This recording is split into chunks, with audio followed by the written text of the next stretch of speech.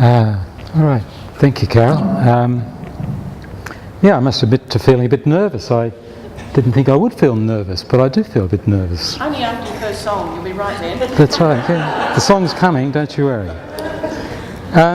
So I'd like to acknowledge the traditional owners past and present. I'd also like to acknowledge this place which has been really pivotal in my formation, in my learning. And many people in this room who I've come to know in recent times, who I've known for longer times, who have contributed to that learning. I really want to acknowledge this collective as well. So my subject matter is what I'm calling ecological understanding. And I'm deliberately not going to try and define ecological understanding.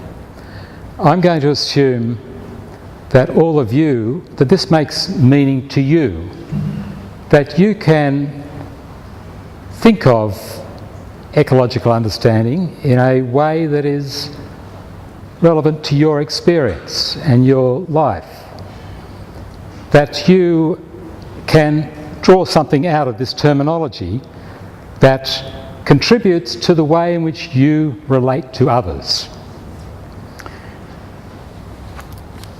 And part of what I'm going to talk about is a project where Australia and North America, and I engage with teachers in those schools about their ecological understanding and how it influenced their practice. Now, I set up the conversations, as I say, not through defining ecological understanding, but through a famous quote from Bateson that many on this slide, but it's about the patterns that connect. What connects the amoeba to the backward schizophrenic? What connects me to you? Why has education not sought to pursue these connections? What is it about education that has not sought to engage with these connections? So I spoke with a series of teachers, and this was one response I got. In the scope of everything we learned, what we call ecological literacy, which is what I think this is about, we had about a week or two in the whole course. So I'm not feel trained in finding connections. I'm not confident in doing it. So this is a man in his late 20s, perhaps early 30s, a new teacher, into his second year of teaching, at a school that was situated in a forest. And he said, I'm not confident in working with ecological connections. I'm not confident in this. Another man said, Ian, the difficult thing is, it's like trying to teach meditation if you haven't meditated before. So how do I teach or facilitate ecological understanding if I don't have a consciousness of it within myself? If I don't, at some way or in some form, have actually engaged with it. Sure, I can get a curriculum, I can pick up a curriculum, and I can teach this stuff. I can do it. But what does it actually mean to me? How does it actually resonate in my experience, such that it arises in the experience of others as a consequence of their interaction with me, as a consequence of their relationship with me? Ruth, well, I'm still trying to figure out how to do it. But I know storytelling is a huge part. When I worked here, I started working here 20 years ago in this campus in the social ecology group, and I was sort of looking into my old files, and I found the 1998 handbook where it said what is social ecology, which starts, it's sort of quite an extended thing, but it starts, and on other people and their environments. So this places me within the ecology that I'm seeking to understand. And I want to position ecology as an understanding, not as an objective fact, but as an understanding that we bring to experience or bring to the world. And we find that ecology according to the consciousness with which we interact with it or that we bring to it. So what is it about my education or my learning that enables me to talk to you about ecological understanding, that enables me at the age of, I don't think I would have talked about this till I was over 50. I never did a course working with students around ecological understanding.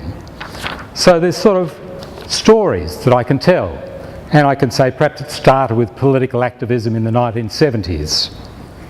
And I remember at the age of 16 being in the Supreme Court of the ACT in front of Chief Justice Sir John Kerr, being charged with offending the dignity of a foreign embassy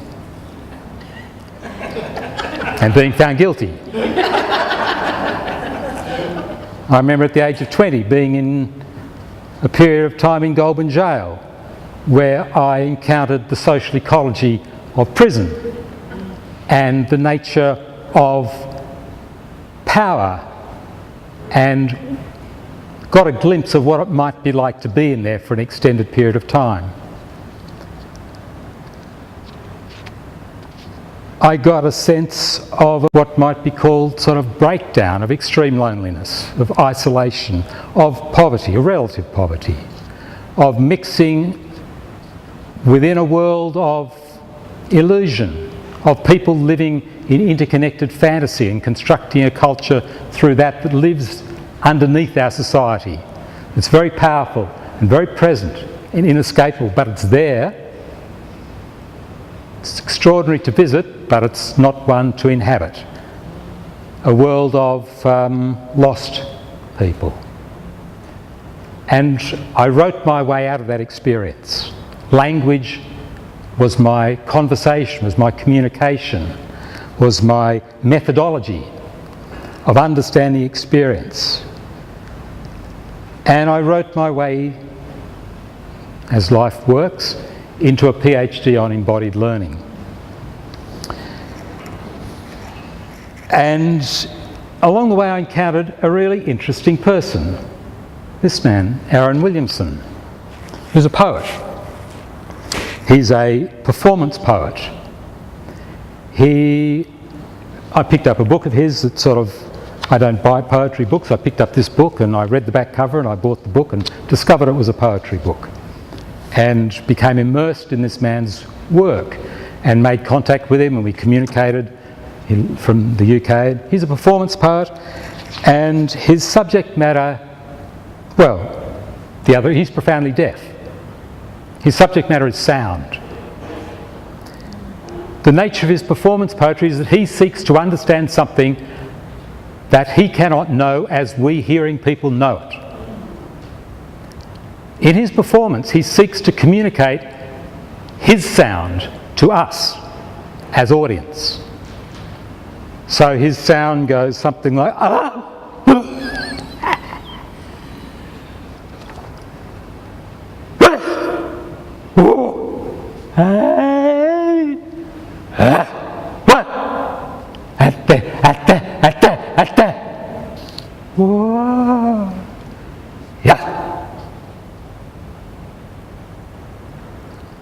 And he wrote about language.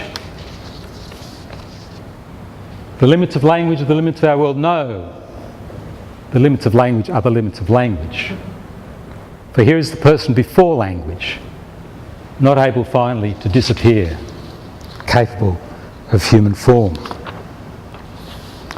I like the idea of an experience before language, an embodied consciousness, a knowledge contained within that experience. Something that is an inescapable presence, despite it being inarticulate, despite it being incommunicative, it is powerful and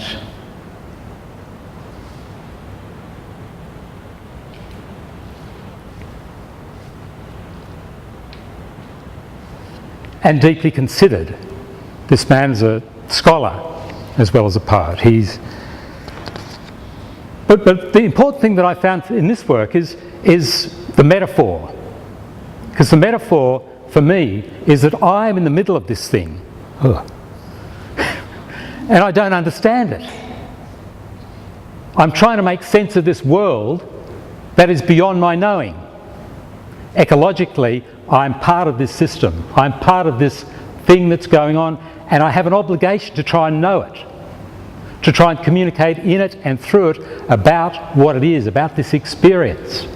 I don't know what it is, just as he doesn't know what sound is, but I recognise my participation in it, I recognise my intimate relationship to it, and I recognise my responsibility to try and make sense of it, to find language to communicate this consciousness. So my ecological understanding arises out of this depth of questioning of relationships, of struggling to find language that suits and invigorates and connects in this extraordinary, potentially sort of alienating experience. So here I am, working with students, seeking to actually put to them or communicate to them the nature of their knowledge in this sort of challenging environment. So I've been given the 5 minutes and I haven't sort of got on to the project that I did with all these teachers, which is sort of, my fault for being indulgent and overacting. But I'm really interested in what teachers had to say about it and what they thought about ecological understanding, because they all said this is an important part of school education. They all said this should be part of school education, but none of them really had thought about how to do it. None of them had conversation, and the man who said he'd just come out of teachers' college, he said it was never addressed in my teachers' college. No one ever spoke about it.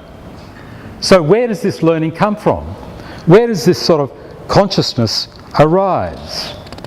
How do we actually develop pedagogies that take people into the experience so they don't need to go through the sorts of traumas and ill education that extends grey hair growth in most of us? That is there a fashion, is there a means of incorporating a depth of encounter within school experience or tertiary education experience that leads people to recognise their vulnerability and the way in which knowledge has been constructed contextually, and that context is something of significance. So I'll tell you what, I'll just go through to one quote from a lady at school in Canada. She says, okay, we just finished celebrating the Day of the Dead. We wrote biographies of someone who'd passed, one of our ancestors. And this gave the kids a chance to reflect on something that's not of the here and now.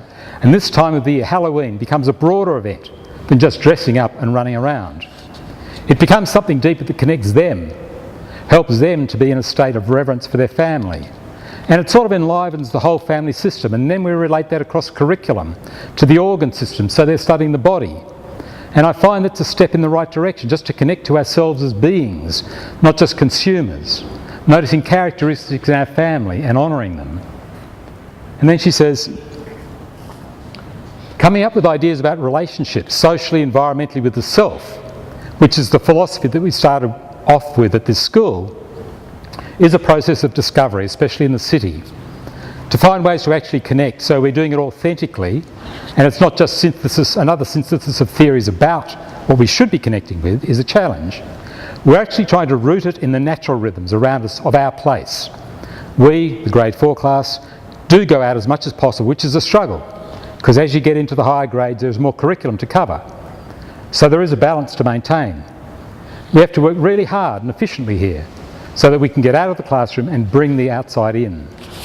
And I thought of the people that I spoke to, I thought this teacher at this school had actually thought about it more deeply, and it actually was within a structure of a school that was trying to work in this way more effectively.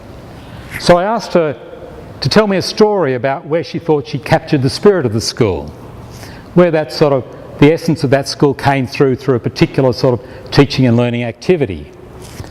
And she told me this story. We met a huge turtle. They went down to a beach nearby on Lake Ontario. We met a huge turtle, and one of the parents, who's a storyteller, told the story of Sky Woman, who fell down to earth with seeds in her hand onto the back of the turtle, which is North America. And a great tree grows from that Then the kids came group by group through a passageway in the sand. The older ones brought the younger ones through, and they put little gifts onto the turtle. It was a really simple thing. We got into a circle and we did a bunch of songs. And when most of the younger ones left, the older ones stayed behind and laid out on the beach. And I took them through a guided visualisation based on native ways of being in connection. Then we just walked back. Later, I asked the kids if they thought this should be a school tradition. They all said yes. So we went on to asking, what is culture? For me, this school is about creating an impression in the kids when they are young, so that they will recognise cultural connection wherever they go. And it seems like we had it that day. So this notion of understanding is also about connection. It's about deep connection. It's about relationship. It's about enacting. It's not about subject matter as much as it is about relationship. Relationship facilitates subject matter, but without relationship you don't have subject matter. So it's about relationship and the means whereby that relationship can be deepened, and language can be employed to make markers within it, to enable it to have signification, to have significance, such that it is maintained and it stays in people's memory, it stays in people's consciousness. So I'm sorry I had to flip through things, but that's about my talk. Thanks.